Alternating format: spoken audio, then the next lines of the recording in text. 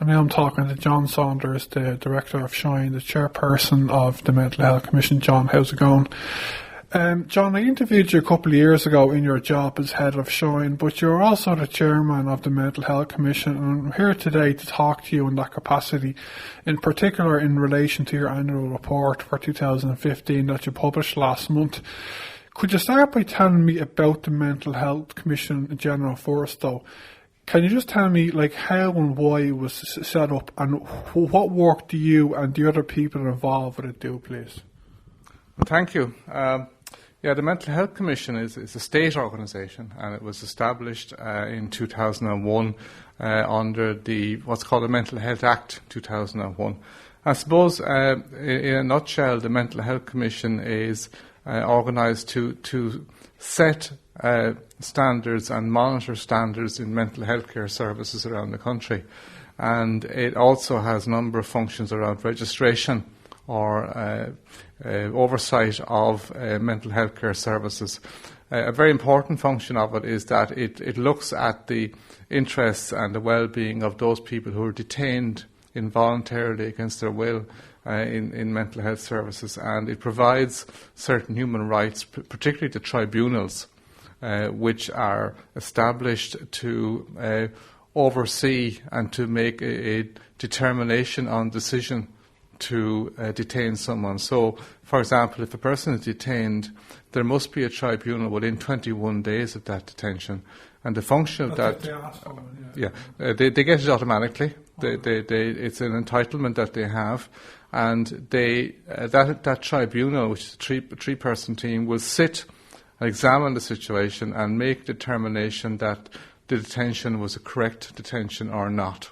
And they have the power to revoke or to reverse the detention decision. So it's a very important human rights protection for people who are detained.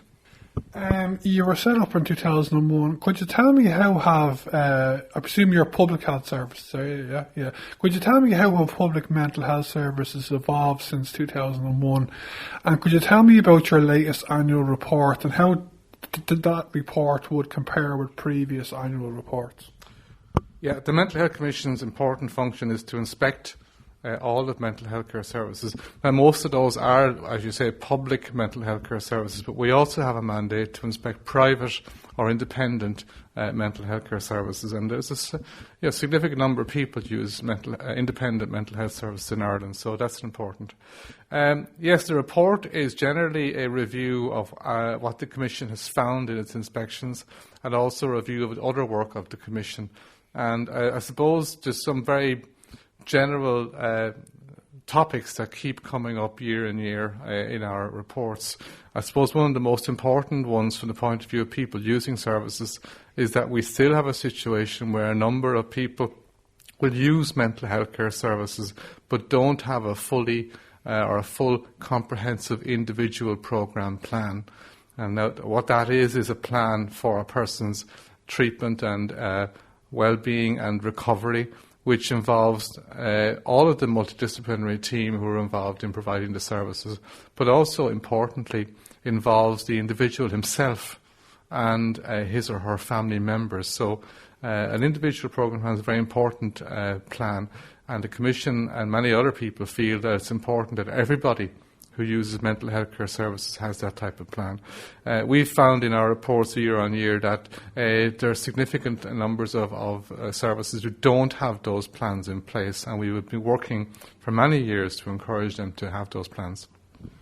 Yeah, it sounds like a huge amount of work. Like you're the head of Shine and you're the chairperson of the Mental Health Commission. Do you actually inspect these places yourself? No, thankfully, as you say, I'm director of Shine, which is a full-time position. I'm chair of the Mental Health Commission, and that's a part-time role where you're appointed for a fixed period. And I'm actually coming to the end of my term next May in April of 2017. And the role of chair is, as I said, part-time to chair the commission itself, which is the board that oversees the work of the commission. So thankfully, I don't have to do all of the work, but I do have to make sure that the organisation is governed properly and is run properly, so that all of the services that are operating through the commission are carried out properly and effectively. So that's my role. So the governance role. All right. I understand that you, the Mental Health Commission, are calling for a review of the government strategy, a vision for change. Would I be correct in saying that the biggest problem with our mental health services today is that there is a shortage of mental health professionals because so many of them have emigrated since 2008? Would that be the biggest problem? And related to that, is the funding for these positions and the pay for the jobs themselves adequate also?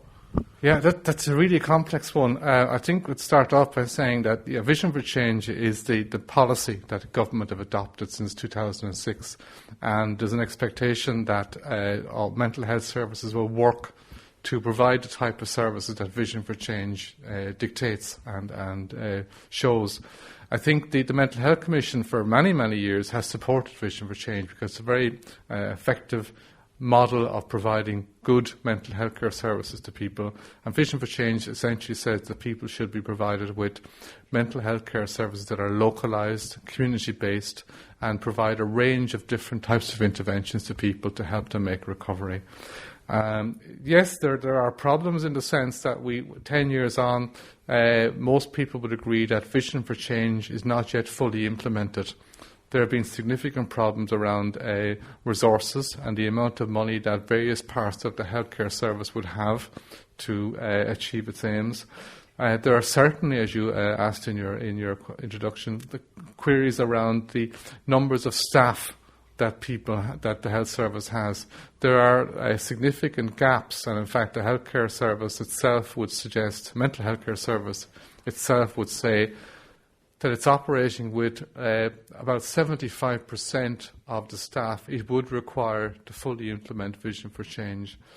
Why that is so? Partly because there aren't enough resources to engage the staff, partly because there aren't enough staff available to fill the post. And over the last 2 to 3 years, the HSE have been suggesting that it's become increasingly difficult to recruit people to particular posts, particularly in the areas of psychology and social work and occupational therapy and some other posts. And increasingly in more recent times, there appears to be an ongoing problem around the shortage of psychiatric nursing personnel, because many nurses are due to have retired and are due to retire in the next 12 months. I think there's additional problems because in the recession, as you know, Ireland went through a very difficult time in terms of public service reductions, and many posts that were vacated for retirement or people leaving for whatever reason remained unfilled because of the government embargo on new jobs. And that has significantly affected the workforce, and I think there are now significant gaps in terms of the mental health teams and in terms of the staff who work in the residential and hospital settings. And that makes it very difficult to provide the type of comprehensive, responsive care across all parts of this country that Vision for Change wants and that the HSE wants and indeed the Mental Health Commission wants as well. I know the HSE in recent times have been attempting to attract back not only mental health nurses but other personnel from UK, from Australia and New Zealand and Canada, where many people emigrated during the recession. And they've had difficulty in attracting people back, and that's partly, I suppose, to do with the attraction of coming back. Maybe it's to do with lifestyle, where many people are living quite, envious lives, you might say, in other countries. And there is an increasing problem in terms of trying to attract people back into mental health care services. Yeah, there's a shortage of psychologists. Is there a shortage of psychiatrists as well? No, there is at the moment, I think, sufficient people in the area of medical psychiatry. There may be specific shortages in particular areas, but they, I think, are primarily to do with historical reasons and perhaps resource side reasons, as opposed to the shortage of the personnel themselves. The vast majority of psychiatrists in Ireland work in the public mental health care services. A small number would work in the independent sector.